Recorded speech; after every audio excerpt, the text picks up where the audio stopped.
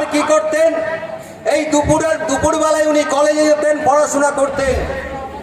এ হচ্ছে মুখ্যমন্ত্রী মমতা বন্দ্যোপাধ্যায়।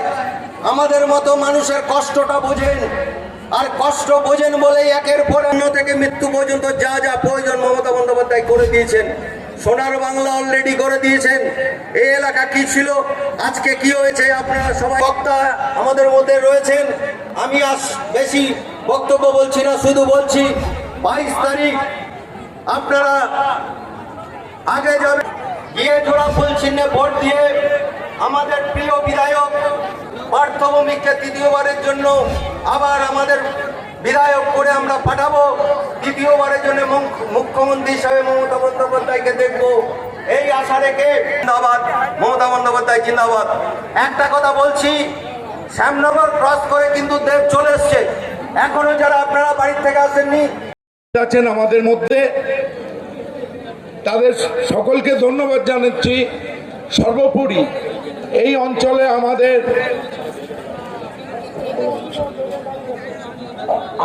এই অঞ্চলের মা বোনেরা যারা উপস্থিত হয়েছেন, ভাই দাদা যারা উপস্থিত হয়েছেন, বয়স্কদের প্রণাম, ছোটদের ভালোবাসা দিয়ে আমি কয়েকটি কথা বলবো। আপনারা জানেন প্রত্যেক ইউনিভার্সিটিতে চাইছে আপনারা সরকার থাকবেন। এখন ওর চোখে পড়েছে মেহাদি জুলমিল, ওর চোখে পড়েছে কাঁচা পরামর্শ, ওর চোখে পড়েছে হুকুম চন্দ্র জুলমিল। তাই ভাই বন্ধুরা আপনাদেরকে বলি, আপনারা সাবধান থাকবেন। এখন যেভাবে ও ভাগে রাজনীতি করছে তার থেকে আমাদেরকে বাঁচাতে হবে। আপনারা খুবই সৌভাগ্যশালী যে আপনাদের মেহাদি বিধানসভাতে এইরকম একটা নেতা পেয়েছে, যে নেতা সত্যের সাথে চলছে। তার নাম পার্থ ভৌমিক। উনি কিন্তু সাধারণ মানুষের জন্য কাজ করেন। কোনোদিন ওনাকে আমি দেখিনি যে কোনো হাই প্রোফাইলে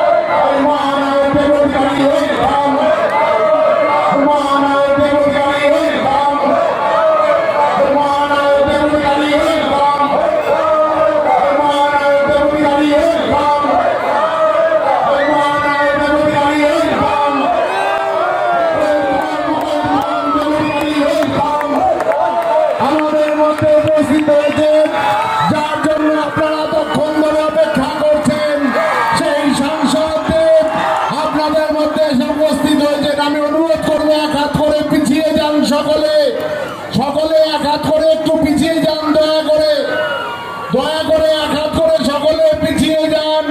দেব অধিকারী মঞ্চে উপস্থিত হয়েছেন, সকলে এক হাত করে পিছিয়ে যান। করজোরে অনুরোধ করছি, একটু পিছিয়ে যান সকলে, ব্যারিকেডটা ভেঙে যেতে পারেন। আমি মাইক তুলে দিচ্ছি আমাদের সকলের বিধায়ক মমতা বন্দ্যোপাধ্যায়ের সৈনিক, মমতা বন্দ্যোপাধ্যায় যাকে নৈহাটিতে আবারও আশীর্বাদ করে পাঠিয়েছেন, সেই পার্থ ভৌমিক মহাশয়ের হাতে। আপনারা সেই 10:30 থেকে মাঠে আছেন, অতএব আমি আপনাদের আর কষ্ট করাবো না। আমি সরাসরি মাইক্রোফোন তুলে দেব বাংলার মাননীয় মুখ্যমন্ত্রী মমতা বন্দ্যোপাধ্যায়ের তুলে দিচ্ছি আমার মাননীয় সাংসদ শ্রী দেব অধিকারীর হাতে। সরে যাকে বলতে দিন। হ্যাঁ, স্টপলটা দাও, বন্ধুরা নিয়ে আসুন, লালটু নিয়ে আসুন, এক সেকেন্ড দেব, এক সেকেন্ড, তাড়াতাড়ি আপনারা। নমস্কার। প্রথমে আপনাদের সবাইকে হাত জোর করে ধন্যবাদ জানাই, মাথা নিচু করে ধন্যবাদ জানাই, কারণ এই গরমে আপনারা 10:30টার দিকে দাঁড়িয়ে আছেন, তার জন্য মন থেকে আপনাদের সবাইকে অসংখ্য ধন্যবাদ। হালকাভাবে নেবেন না, মাস্ক প্লিজ পরবেন। আপনাদের সঙ্গে কথা বলার জন্য মাস্কটা খুলে রাখলাম, এবং এটাও সত্যিকে আমি মাস্ক পরে থাকলে আপনারাই বলেন কে মাস্ক না খুললে ভোট দেবনি, বলে আরে বাপরে। এনিওয়ে প্লিজ জোরহাত করে বলছি আপনাদের সবাইকে যাদের মাস্ক আছে পকেটে আছে তো প্লিজ পরে নিন। চলে আসি নির্বাচনী প্রচারে। আমি আপনাদের গ্রামে, আপনাদের পাড়ায় আপনাদের ভোট চাইতে আসিনি, আমি এসেছি আপনাদের আশীর্বাদ চাইতে। আমাদের প্রার্থীর প্রতি আপনাদের আশীর্বাদ আছে তো? আমি অতটা রাজনীতি বুঝি না, আমি এখনো অনেকটাই কাঁচা রাজনীতির মধ্যে।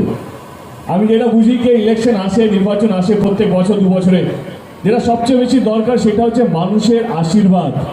আর মানুষের আশীর্বাদ যদি থাকে না, যে কোনো নির্বাচন চোখ বন্ধ করে জেতা যেতে পারে। তো সেই জন্য আমি আপনাদের কাছে হাত জোড় করে আপনাদের বিনতি করছি কি আপনাদের আশীর্বাদ আছে না পাত্রতার প্রতি?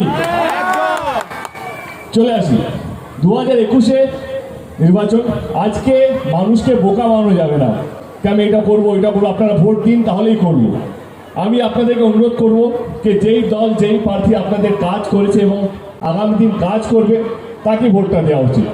আমি কাউকে ছোট করে নিজের দলকে বড় করতে আসিনি, আমি এটা পছন্দ করি না। আমার মনে হয় নির্বাচনটা কাজ নিয়ে হোক, যেই সরকার আপনাদের কাজ করবে তাকে তো ভোটটা দেওয়া উচিত। তবেই গিয়ে বাংলা উন্নয়নে যাবে, উন্নয়ন পথে এগোবে, আপনাদের ভালো হবে, আপনাদের বাচ্চা ছেলে মেয়েদের ভালো হবে। কিন্তু বিচার করবেন কি করে? কারণ আজকে একটা মিথ্যে কথাকে 1000 বার বলা হচ্ছে, আপনারা সেটাকে সত্যি ভাবছেন। কান দিয়ে দেখছেন, চোখ দিয়ে দেখাটা বন্ধ হয়ে গেছে। আমি আপনাদেরকে অনুরোধ করবো যে কান দিয়ে দেখবেন না, চোখ দিয়ে দেখবেন, উন্নয়ন চোখের সামনে দেখতে পাবেন। আমি আবার বলছি, এটা আপনাদের গণতান্ত্রিক অধিকার কি আপনারা যাকে ইচ্ছা ভোট দিতে পারেন। আমি দায়িত্ব নিয়ে এই মঞ্চ থেকে বলছি, আমি আমার দলের সাংসদ হিসেবে বলছি, নির্বাচনে সবাই বলছি কি আপনারা যাকে ইচ্ছা ভোট দিতে পারেন। ভারতবর্ষে এরকম কোনো সাংসদ নেই যে এটা বলতে পারে নিজের পার্টির এখান থেকে বা পার্টির এখানে একটা সভা থেকে। কিন্তু আমি আপনাদেরকে বলছি আপনারা যাকে ইচ্ছা ভোটটা দিতে পারেন, কিন্তু মাথায় রাখবেন যদি আপনারা কোনো ধর্ম রাজনীতির হাতটা শক্ত করেন তাহলে শুধু বাংলা নয় আমাদের দেশটাও পিছিয়ে যাবে। এমন একটা সরকারকে ভোটটা দিতে হবে যে আপনাদের সঙ্গে থাকবে।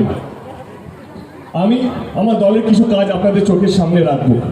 যদি আপনাদের মনে হয় আমাদের দল, আমাদের নেত্রী আপনাদের হয়ে কাজটা করতে পেরেছে, তাহলে নিশ্চয়ই আমাদেরকে ভোটটা দেবেন। আমাদের দিদি গত 10 বছর ধরে এই সরকারে আছে বাংলার মুখ্যমন্ত্রী হিসাবে। আমি 10 বছরের হালখাতা খুলবো না, আমি শুধু গত বছরের কথা বলবো। যখন করোনা লকডাউন শুরু হলো, আমরা কি দেখলাম? লক্ষ লক্ষ মানুষ রাস্তায় নেমে গেছে নিজের বাড়ি ফেরার জন্য। আমরা দেখলাম মানুষ অসহায় হয়ে গেছে, গৃহবন্দী হয়ে গেছে। আমরা সবাই একটা ঘরের মধ্যে বন্দী হয়ে গেলাম। হসপিটালে করোনা রোগীদের ভিড় শুরু হয়ে গেল, ওষুধপত্র পাওয়া যাচ্ছে না, ইত্যাদি ইত্যাদি অনেক কিছু। আমরা কি দেখলাম? আমাদের আদরণীয় অন্য রাজ্যের মুখ্যমন্ত্রী এবং আদরণীয় প্রধানমন্ত্রী, শ্রদ্ধা জানিয়ে বলছেন, কাউকে ছোট করছি না, আমরা দেখলাম আমাদের আদরণীয় প্রধানমন্ত্রী এবং অন্য রাজ্যের সমস্ত মুখ্যমন্ত্রীরা তাদের অফিসে বসে সমস্ত অর্ডারগুলো দিত, সমস্ত আদেশগুলো তারা তাদের অফিসে বসে দিত, কেউ রাস্তায় নামেনি। তখন ভারতবর্ষে একমাত্র মুখ্যমন্ত্রী যে রাস্তায় নেমে দেখেছে মানুষ ভালো আছে কি নেই, তার নাম হচ্ছে মমতা ব্যানার্জি। এটা আমি বলছি না, এটা আমরা সবাই, অন্তত বাংলার প্রত্যেকটা মানুষ এটা সাক্ষীকে। ওই সময় দিদি আমাদেরকে ছেড়ে চলে যায়নি, অফিসে বসে ছিল না, তখন আমি দিদির সঙ্গে ছিলাম। আমরা ডিস্ট্রিক্ট ঘুরে দেখেছি যে বাংলার প্রত্যেকটা মানুষ যেই জায়গায় থাকুক না কেন, যেই ডিস্ট্রিক্টে থাকুক না কেন, ভালো আছে কি নেই, সুখে আছে কি নেই, হসপিটাল বেড পাওয়া যাচ্ছে কি নেই, ওষুধ পাওয়া যাচ্ছে কি নেই, অক্সিজেন সিলিন্ডার পাওয়া যাচ্ছে কি নেই, সেই সময় দিদি রাস্তায় নেমে দেখেছি। আমরা তখন ঘরে বন্ধ ছিলাম, আমরা বেরোতাম না ভয়ে, কারণ আমাদের ভয় হতো যদি করোনা হয়ে যায় তাহলে আমরা মারা যাব, এরকম একটা আতঙ্ক প্রত্যেকটা মানুষের মধ্যে ছিল। তখন দিদি এই বয়সে মৃত্যুকে ভয় না পেয়ে রাস্তায় নেমেছিল, যাতে দেখে প্রত্যেকটা মানুষ যেন ভালো থাকে। তাহলে এরকম যে সরকার দরকার যে আপনার আপদে বিপদে আপনার পাশে দাঁড়িয়ে থাকবে। শুধু তা নয়, এই লকডাউনের চক্করে অনেক মানুষ তাদের কাজকর্ম হারিয়েছে, চাকরি হারিয়েছে। এরকম প্রচুর মানুষ আছে যারা প্রত্যেকদিন রোজগার করে এবং সেই রোজগারের টাকা নিয়ে গিয়ে বাড়িতে রান্না করে, কিন্তু লকডাউনের চক্করে সমস্ত কিছু বন্ধ হয়ে গেল। ভাবুন তো সেই মানুষের কথা যারা রোজ রোজগার করতো আর খাবার খেত, কিন্তু তাদের তো খাবার আর জুটছে না, কারণ রোজগার নেই, লকডাউন সমস্ত জায়গায়।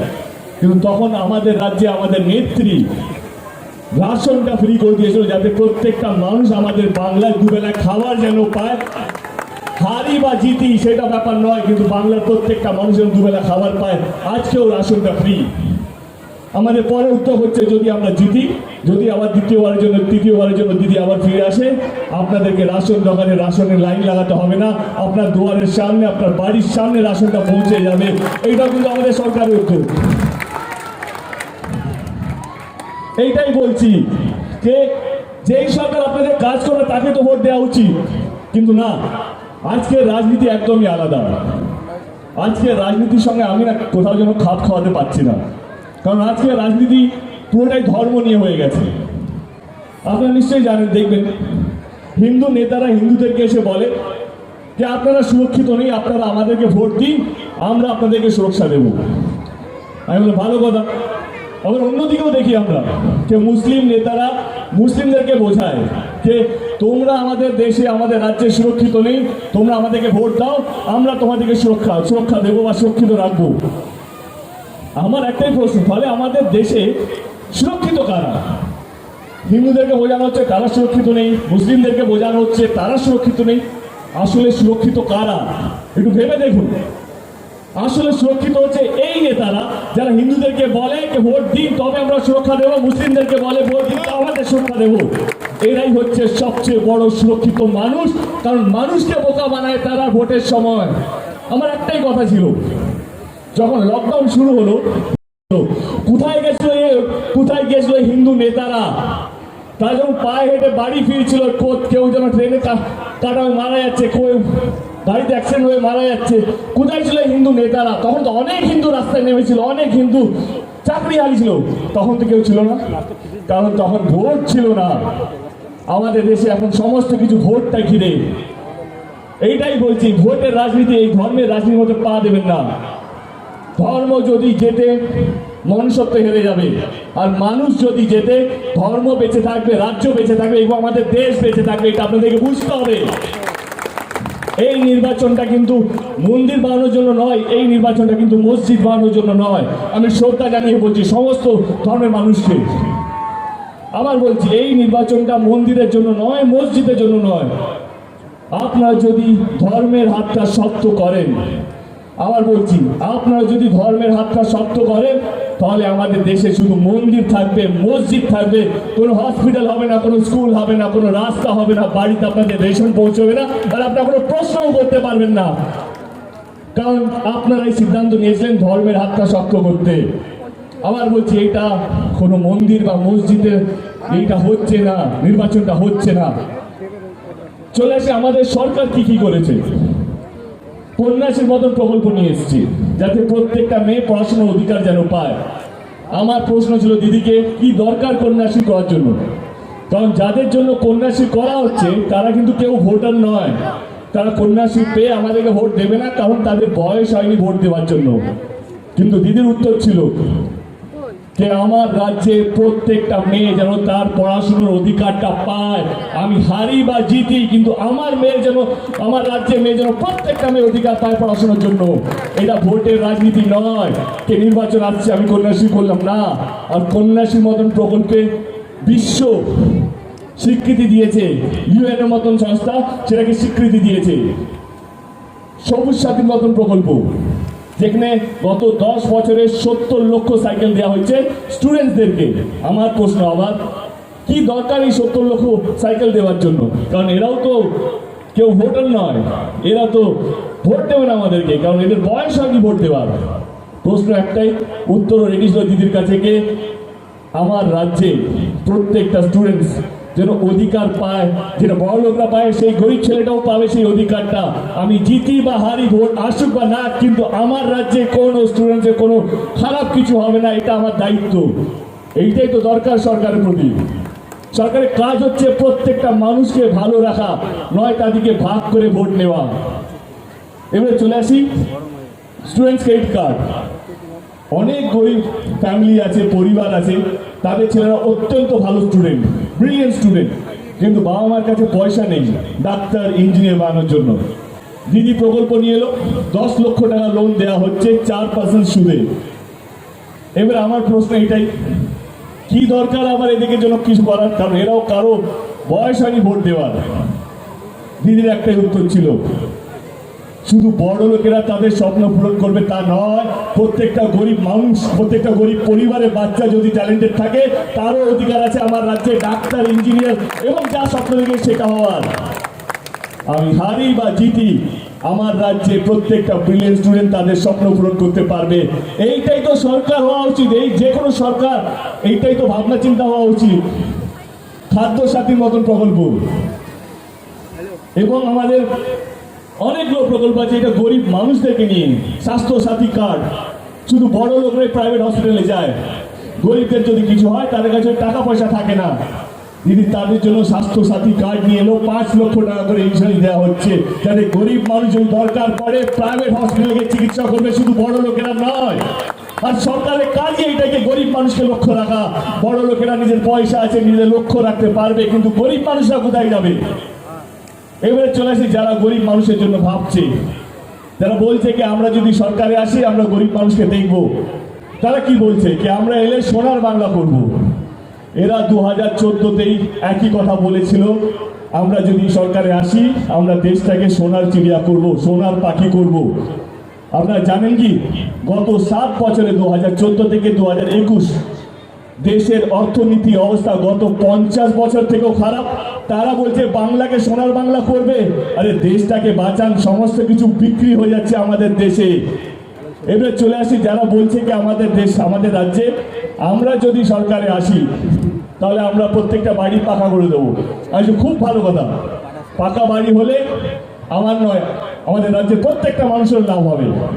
এবারে চলে আসি এই একই লোক যখন গুজরাটে গত বছর ট্রাম্প এসেছিল তখন এয়ারপোর্ট থেকে স্টেডিয়াম অবধি রাস্তার দুদিকে দেয়াল তৈরি করা হয়েছিল।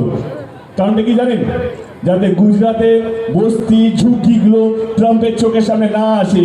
এবার তারা বলছেন বাংলায় পাকা বাড়ি করে দেবেন। আমি তো বলছি এই গুজরাটে পাকা বাড়ি করুন, আপনারা অনেক দিন ধরে সরকারে আসেন। ওনারা বলছেন আমাদের রাজ্যে মেয়েরা সুরক্ষিত নেই। আমি বলছি সব মিথ্যে কথা একদিকে, এই মিথ্যে কথা অন্তত আমাদের বাংলায় বলবেন না, কারণ বাংলার প্রত্যেকটা মা বোনেরা অসম্ভবভাবে সুরক্ষিত আছে, কারণ দিদি এখানে আছে।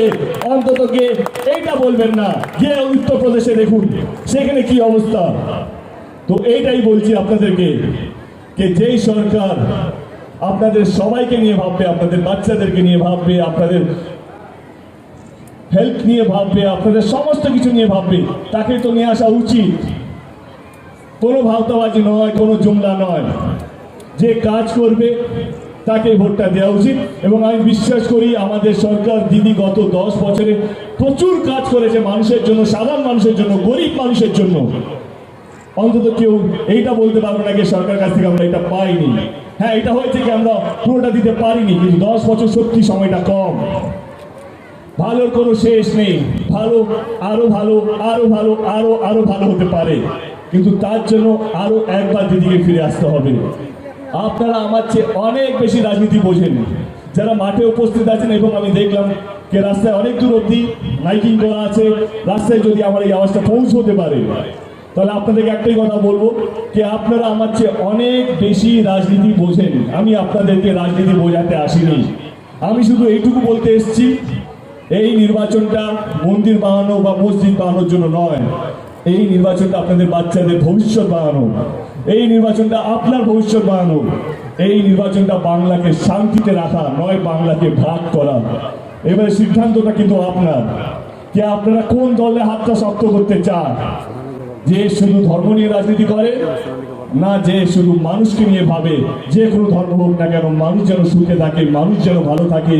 করোনা হোক বা যে কোনো সময় হোক, দিদিকে আপনারা এক পায়ে পাবেন আপনার পাড়ায়, আপনার গ্রামে, আপনাদের অঞ্চলে। এইটাই হচ্ছে আমাদের সরকারের ঐতিহ্য। দিদিকে কত 24 ঘন্টার জন্য ব্যান করা হয়েছে। আমরা অন্য দলের এত কিছু কিছু বলা হচ্ছে, তাদের জন্য কিছু করা হয়নি, কিন্তু দিদিকে ব্যান করা হয়েছে। একটাই কথা বলবো, তুমি শরীরকে বেঁধে রাখতে পারো, সাহসটাকে বাঁধবে কি করে? কারণ দিদি হচ্ছে একটা সাহস যে বাংলার যে কোনো মানুষের আছে। দিল্লি এত বড় বড় মিনিস্টাররা যারা কলকাতায় এসছে বা পশ্চিমবঙ্গে ঘুরে বেড়াচ্ছে শুধু একটা হাওয়াই চটিকে হারানোর জন্য, দ্বিতীয় মে আপনারা সবাই দেখতে পাবেন। কারণ আমি বলছি, কারণ আমি প্রচারের জন্য অনেক জায়গা গেছি, কখনো পুরুলিয়া, বাঁকুড়া, পূর্ব মেদিনীপুর, পশ্চিম মেদিনীপুর। যেটা দেখে বুঝতে পারছি যে দিদি আবার 3বারের জন্য মুখ্যমন্ত্রী হচ্ছে, এটা নিয়ে কোনো সন্দেহ নেই। আর যদি কারো বিশ্বাস না হয়, আমি বলবো আমি ভগবান নই, আমি বলতে পারবো না 200টা পাবো না 250টা পাবো সিট।